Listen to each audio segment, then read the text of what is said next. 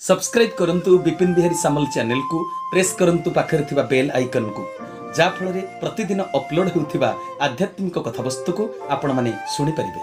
महापुरुष अच्युतानंदंकर गोटे तत्वमूलक भजन होउछि बाली रेणु महाबंध सुजने हो बाली रेणु महाबंध दोमुहा सर्प को भय न करिन बेंग चढ़े गज स्कंध। यूट्यूब रे किछि भाई भौणी माने अनुरोध मते करिसंती एही तत्वभित्तिक ए जो रचनार जोटा प्रकृत तार अर्थ विन्यास तार प्रकृत व्याख्याटा कौन सेटा मो मुहर शुणा प्रकृत कहवा गले एपरी लेखा प्रति मोर जदिओ शुणा आग्रह थाए ए संपर्क में आलोचना करने मत एक्चुअली बेल न थाए।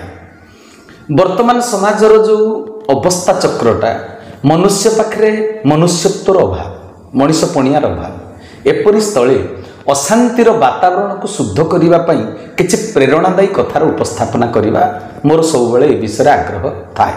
मनीष भितर मानविकतार जागरण पर किसी उत्साहप्रद कथा कहबार मोर सब इच्छा मो भीतर थाए। गुड़ाए कथा जानिबा होछि एक प्रकार ज्ञान किंतु गुड़ाए कथा जानी सारला परे भी आमर लाभटा कौन हो जदि गुड़ाए कथा आम जानिले आमर जेतिकी आवश्यकता अच्छी आम सेतिकी जानिला पर ताऊ काम रे लगेबार अछि। जेतेबेले जो ज्ञानर आवश्यकता अच्छी जदि सेही समय ता पई पदक्षेप न निया जाए तबे बेसी किछि अधिक गुड़ाए जानिकरी किछि लाभ भी नाही।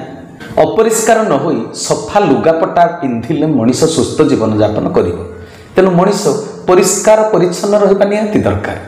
हेले घर भितर बन्या पानी पशुथिबा समय लुगापटा गंथा चदर को सफा करने कौन बुद्धिमान काम कि कुंभीर मझी नई को नहीं गलानी से समय चाहा जलखिया खाइबा को जदि प्रस्तुति हम तेबे एटा कौन बुद्धिमान काम।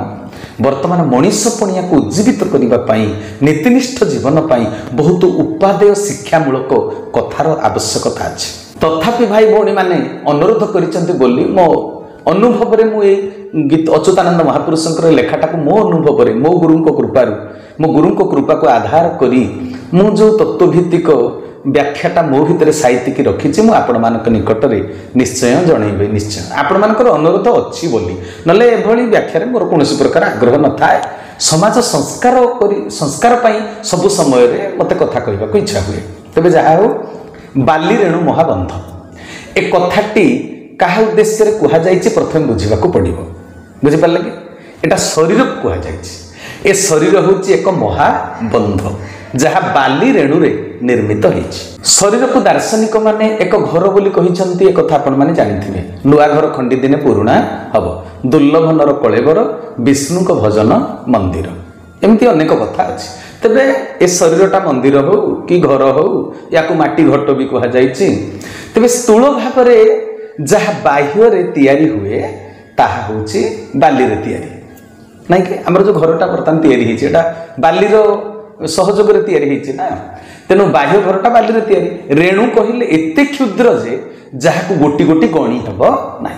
तेबे पंचभूत मध्यरु माटी बा बाली होची अन्यतम। तेबे मनुष्यर शरीर को मध्य माटीपिंड बोली कह जाए माटीपिंड बा माटी घट बोली कह जाए। बाली रेणु रे खरा वर्षा शीतरु रक्षा पाइबा पाई आश्रयस्थल गृहटा आम निर्माण करिसेंती सेई बालु रेणु रे गृह रूपी मनुष्य शरीर मध्य निर्माण हुए। मातृगर्भरे रजबीर्जर मिलन रे वायु पानी माटी आकाश ही मिलित हुए। शरीर रूपी महाबंध बाली रेणु रे तैयारी होईछि बोली सेइथि पई कुहा जाइछि बाली रेणु महाबंध। हीराकुद बंध अटी माटी तैयारी होईछि एबे जेते आधुनिक नदीबंध सब तैयारी होउछि सेगुडाक बाली आ सिमेंट रे तैयारी होउछि कथाटा बुझी लागी नाही सेते बेले तैयारी होतला माटी रे नेहरू आसिकरी जो उद्घाटन कले हम हीराकुद बंध तेबे सेटा माटी रे तैयारी किंतु एबे जेते सब ब्रिज तैयारी होउछि बा नदीबंध तैयारी होउछि एटा बाली गोडी पत्थर सिमेंट रे तैयारी होउछि। तेबे गोडी रो चूर्णीभूत रूपटा कोन बाली पत्थर चूना हेले कोन हो जाए बाली बाली तो बाली सीमेंट मध्य एक प्रकार धूली। शास्त्र मतरे विश्व ब्रह्मांड रे जहाँ सब प्रकृति रूप में दृश्यमान से सब परमात्मा विभूति अर्थात प्रभुंकर कृपा रेणु कथाटा बुझेला ना।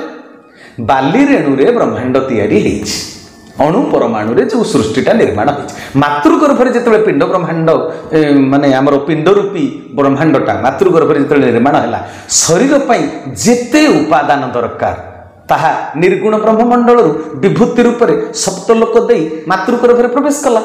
ତେଣୁ ପଞ୍ଚବିଂଶତି ତତ୍ତ୍ୱ ହେଉଛି ଈଶ୍ୱରଙ୍କର କ୍ଷରିତ ବିଭୂତି ମାନେ କୃପା ରେଣୁ ମାନେ ବାଲି ରେଣୁ। ଏ ଶରୀର ମହାବନ୍ଧ ପରମାତ୍ମାଙ୍କର କୃପା ବିଭୂତି ବାଲି ରେଣୁରେ ନିର୍ମିତ ହେଇଛି। ବାଲିରେ ତିଆରି ବନ୍ଧ କ୍ଷଣସ୍ଥାୟୀ। ପ୍ରଖର ସ୍ରୋତରେ ଢେଉ ଆସିଲେ ଅନାୟାସରେ ବାଲିବନ୍ଧ ଭାଙ୍ଗିଯାଏ। ବୁଝିଲା ଏ କଥା? ଭବସାଗରର ଢେଉରେ ଏ ଶରୀର ରୂପୀ ବାଲିବନ୍ଧ ବି ଦିନେ ଭାଙ୍ଗିଯିବ, ଅର୍ଥାତ୍ ଆମର ଦିନେ ନା ଦିନେ ମୃତ୍ୟୁ ହବ।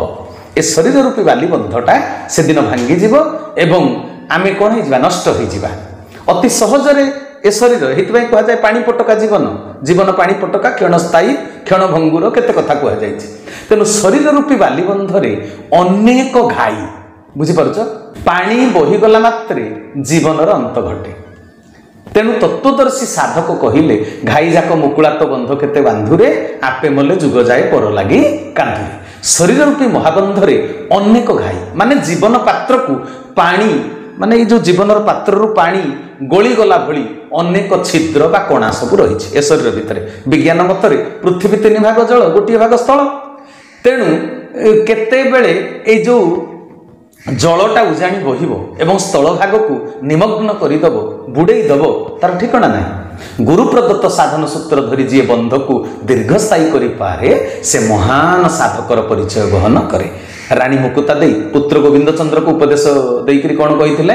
ଆପଣଙ୍କର ନାଥ ଧର୍ମର ସାହିତ୍ୟ ସେଟା ଯେଉଁ କ'ଣ ଗୋବିନ୍ଦ ଚନ୍ଦ୍ର ଯଶୋବନ୍ତ ଦାସଙ୍କର ଲେଖା। ପାଣି ରହୁ ବନ୍ଧ ବାନ୍ଧରେ କୁମର, ପୁରୀ ରହୁ ସରୋବର, ପାଣି ଶୁଖିଗଲେ ତୋହଂସା ବୁଡ଼ିବ, ପିଣ୍ଡ ହେବ ନାର ଖାର। ପିଣ୍ଡ ସରୋବରରେ ଯଦି ପାଣି ରହିବ ତେବେ ଜୀବନ ଦୀର୍ଘସ୍ଥାୟୀ ହେବ। ମାୟାରେ ଭ୍ରମିତ ହୋଇ ଯଦି ପାଣିକୁ ଅଯଥାରେ ଖର୍ଚ୍ଚ କରି ଦିଆଯାଏ, ମୁକୁଳା ଘାଇରେ ବନ୍ଧ ପକା ନ ଯାଏ, ତେବେ ଜୀବନ ଶୀଘ୍ର ନଷ୍ଟ ହୋଇଯାଏ। ରାଧାନାଥ ରାୟ ତାଙ୍କର ମହାକାବ୍ୟରେ କହିନଥିଲେ କି ଭଗ୍ନ ଘଟୁଆହା ସଲିଳ ଯେସନ ସରି ଯାଉଥାଏ ଆୟୁ ପ୍ରତିକ୍ଷଣ। ଫୁଟା ମାଠିଆରୁ ପାଣି ଧୀରେ ଧୀରେ ବୋହିଯାଇ ଶେଷ ହୋଇଯିବା ପରି ଶରୀର ରୂପୀ 10 ଦ୍ୱାର ଥିବା ଫୁଟା ମାଠିଆରୁ ନିଶ୍ୱାସ ପ୍ରଶ୍ୱାସର ଗଣନା ଶେଷ ହୋଇ ଯେତେବେଳେ ଯାଏ, ଘର ପୁରୁଣା ହେଇଗଲେ ସିମେଣ୍ଟ ସମସ୍ତ ଉପାଦାନକୁ ନିବିଡ଼ କରି ବାନ୍ଧି ରଖିଥାଏ। ଶକ୍ତି ହରାଇ ବସେନି ଯେତେବେଳେ ଘରଟା ପୁରୁଣା ହେଇଯାଏ, ପଲସ୍ତରା ଧୀରେ ଧୀରେ ଛାଡ଼ି ଛାଡ଼ି ଯାଏନି ନା। ତେଣୁ 25 ଗୋଟି ଉପାଦାନରେ ତିଆରି ଏ ଯେଉଁ ନର କଳେବର ମାତୃଗର୍ଭରେ ଏକତ୍ର ହୋଇ ସଂଗଠନ ହୋଇଥାଏ, 25 ତତ୍ତ୍ୱକୁ ଜାଗୁଡ଼ିକିରି ଧରିଥାଏ।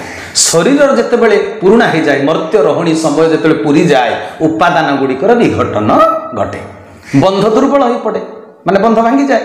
ଧୀରେ ଧୀରେ ଇନ୍ଦ୍ରିୟ ନିଷ୍କ୍ରିୟ ହୋଇଯାଆନ୍ତି। ବାଲି ରେଣୁରେ ନିର୍ମିତ ମହାବନ୍ଧ ସେତେବେଳକୁ ଭାଙ୍ଗିଯାଏ। ଜୀବନ ବଞ୍ଚାଇ ରଖିଥିବା ତତ୍ତ୍ୱ ଗୁଡ଼ିକ ନିଷ୍କାସିତ ହୋଇଯାଆନ୍ତି। ଶରୀରକୁ ବାଲି ରେଣୁ ମହାବନ୍ଧ କହିବାଟା ଏଇଥିପାଇଁ ମାନେ ଅଚ୍ୟୁତାନନ୍ଦ ମହାପୁରୁଷଙ୍କର ଏଇଠି ଯଥାର୍ଥ ବୋଲି ପ୍ରତିପାଦନ ହେଇଛି। ଆଉ ବୁଝିଲା ନା କଥାଟା? ତେବେ ଯାହା ବି ହେଉ, ଜୀବନର ସ୍ଥାୟିତ୍ୱ ସମ୍ପର୍କରେ କେହି ନିଶ୍ଚିତ ନୁହନ୍ତି। ତେଣୁ ଏ ମନୁଷ୍ୟ ଜୀବନକୁ ପାଣି ପଟକା ପରି ଅନିଶ୍ଚିତ କୁହାଯାଇଛି ଏବଂ ଶରୀର ହେଉଛି ବାଲି ରେଣୁ ତିଆରି ମହାବନ୍ଧ। ବନ୍ଧ ତ ବନ୍ଧ, ଏହାକୁ ମହାବନ୍ଧ କହିବାର ତାତ୍ପର୍ଯ୍ୟ କ'ଣ ହେଲା? ନର କଳେବରଟା ମଣିଷ ଜନ୍ମଟା ହେଉଛି ଦୁର୍ଲଭ ଜନ୍ମ, ମଣିଷ ଶରୀରଟା ହେଉଛି ଦୁର୍ଲଭ ନର କଳେବର। ଏଇଟା ମହାଶରୀର। 56 କୋଟି ଜୀବ ଭିତରେ ମଣିଷ ଶ୍ରେଷ୍ଠ ଜୀବ। ୟାର ଶରୀର ହେଉଛି ମହାନ ଶରୀର। ଅନ୍ତେ ମନୁଷ୍ୟ ଜାତ କଲା ଯହିଁ ବିଶ୍ରାମ ସର୍ବଲୀଳା କହିଛନ୍ତି କି ଜଗନ୍ନାଥ ଦାସ ପରମଶାସ୍ତ୍ର ଭାଗବତରେ। ତେଣୁ ପିଣ୍ଡ ବ୍ରହ୍ମାଣ୍ଡ ଏକମତ ଜାଣନ୍ତି ସୁଜ୍ଞାନୀ ପଣ୍ଡିତ। ଏଇ ମର୍ମରେ ବ୍ରହ୍ମାଣ୍ଡରେ କୌଣସି ବସ୍ତୁ ପଦାର୍ଥ ବ୍ୟକ୍ତି ଚିରସ୍ଥାୟୀ ନୁହନ୍ତି। ତେଣୁ ପିଣ୍ଡ ବ୍ରହ୍ମାଣ୍ଡ ଉଭୟ ବାଲି ରେଣୁ ମହାବନ୍ଧ, କେତେବେଳେ ବି ଭାଙ୍ଗି ଯାଇପାରେ। ତାପରେ କହିଲେ କ'ଣ? ଦୋମୁହା ସର୍ପକୁ ଭୟ ନ କରିଣ ବେଙ୍ଗ ଚଢ଼େ ଗଜ କନ୍ଧ। ମନୁଷ୍ୟ ଶରୀରରେ ଉପରି ଭାଗକୁ ସମସ୍ତେ ଦେଖିପାରୁଛନ୍ତି ଶରୀରଟାକୁ। ଶରୀର ଭିତରେ ଥିବା ହାର୍ଟ, କିଡନୀ, ପାକସ୍ଥଳୀକୁ ଚିକିତ୍ସା ବିଜ୍ଞାନର କ୍ୟାମେରା ଦ୍ୱାରା ଫଟୋ ଉଠାଇ ପାରୁଛନ୍ତି। ହେଲେ ଶରୀର ଭିତରେ ଥିବା ସପ୍ତ ଚକ୍ର, ମନ, ବୁଦ୍ଧି, ଚିତ୍ତ, ଆତ୍ମାର এইগুড়াকর ফটো কিଏ উঠাই পারুଛନ୍ତି? কৌশি ক্যামেরাম্যান। তেমন শরীর রূপী উয়াসকু গোটে ଦି ମୁଣ୍ଡିଆ ସାପ ଜଗିଛି। ଦ୍ୱାରପାଳ ହେଇକିରି ଗେଟ୍ କିପର ହେଇକିରି ବା ତାକୁ ଆପଣ କହିପାରନ୍ତି କ'ଣ ସିକ୍ୟୁରିଟି। ଦୋ ମୁଣ୍ଡିଆ ସାପ, ତାର ଦିଟା ମୁଣ୍ଡ। ସେ ସାପକୁ ନ ଡରି ଦ୍ୱାର ଅତିକ୍ରମ କରି ଗୋଟେ ବେଙ୍ଗ ଯାଇ ଗଜ କନ୍ଧ ମାନେ ଉପର ମହଲାରେ ପହଞ୍ଚି ଯାଉଛି। କଥାଟା ବୁଝି ହେଉଛି ନା? ଗଜକନ୍ଧ ମାନେ ଗୋଟେ ଉପର ସ୍ଥାନ, ଆଉ ଉପର ମହଲାରେ ପହଞ୍ଚି ଯାଉଛି ବେଙ୍ଗଟେ, ଆଉ ସାପକୁ ଡରୁନି ସେ। ଠାକୁର ଶ୍ରୀ ଶ୍ରୀ ଶ୍ରୀ କେଶବ ଚନ୍ଦ୍ର ତାଙ୍କ ସ୍ୱହସ୍ତ ଲିଖିତ ଗ୍ରନ୍ଥ ବ୍ରହ୍ମ ଚରମରେ ମଧ୍ୟ କହିଲେ, କହିଲେ ସଙ୍କୋଚ ହିଁ ଦୁଃଖ। ଠାକୁର ମୋର କ'ଣ କହିଲେ? କହିଲେ ସଙ୍କୋଚ ହିଁ ଦୁଃଖ। ତାହା जीव भितर भयर कारण हुए। कथाटा ध्यान दे भलरे शुणिले जाई बुझी पारिबे। मो ठाकुरंकर चरम लेखा कहले से जो संकोचटा जीव भितर भयर कारण हुए। सांसारिक दैनंदिन जीवनचर्या रे देखा जाए योग्यता थाई मध्य बहुत सदात्मा माने संकोच कारण भयर वशवर्ती हेई निजर लक्ष्य स्थल रे पहुंची पारंती नाही। अभय पाइथिबा निर्भय व्यक्ति मनरु संकोच भय काढ़ी गज कंध अर्थात उन्नतिर शीर्ष स्तर रे पहुंची पारे। जा भितर संकोच को जी दूर करि परिबो से शीर्ष सीमा रे पहुंची परिबो। तेणु ब्रह्मांड बा बाह्य क्षेत्र रे आमे पुराणर आख्यायिका को उदाहरण नहीं परिबा। ध्रुव 7 वर्ष रे भय त्याग करी जंगल रे तपस्या करी सिद्धि पाइले। राक्षस पिता हिरण्यकशिपु को 5 वर्षर बालक प्रहलाद भय न करी ईश्वर प्रीति रे अटल रहिथिले। इंद्र पद पाइगले माने गजत बहुत ऊपर स्तर को चली गले। स्वर्गर राजा हेले अर्थात गजत कंध चढ़िबारे समर्थ होई पारिले। आमर आलोचित तत्वमूलक ये जो रचना रे पिंड भीतर कथा महापुरुष सूचित केमिति करिसंते कहले शरीर भितर दो मुहा सर्पटा किए तबे ना 56 कोटी जीव भितर साप गोटे जीव। सब्सक्राइब करंतु विपिन बिहारी सामल चैनल को प्रेस करंतु पाखरे थिबा बेल आइकन को जा फଳରେ प्रतिदिन अपलोड हेउथिबा आध्यात्मिक कथावस्तु को आपण माने सुनि परिबे।